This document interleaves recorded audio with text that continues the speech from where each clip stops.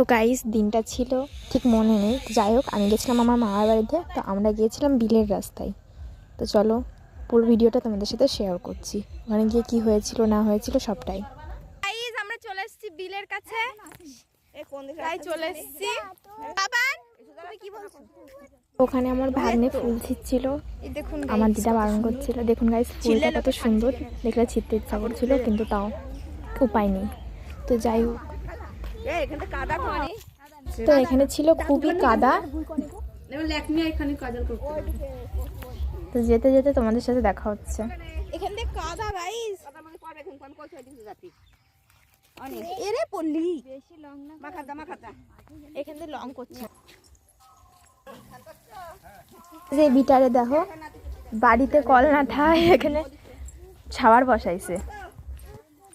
আমি এখান থেকে একটু ঢং করে হেঁটে হেঁটে যাচ্ছিলাম, চলে এসেছি। দেখো এই বিলটা কত সুন্দর। এখানে বিকেল হলেই প্রায় 200-300 লোক চলে আসে। এটা বলা খুব জরুরি ছিল। আমার মা আমাকে দেখে বলছিল আমাকেও এইভাবে একটা ভিডিও বানিয়ে দে, তো আমার মা ঠিক পারিনি। যাই হোক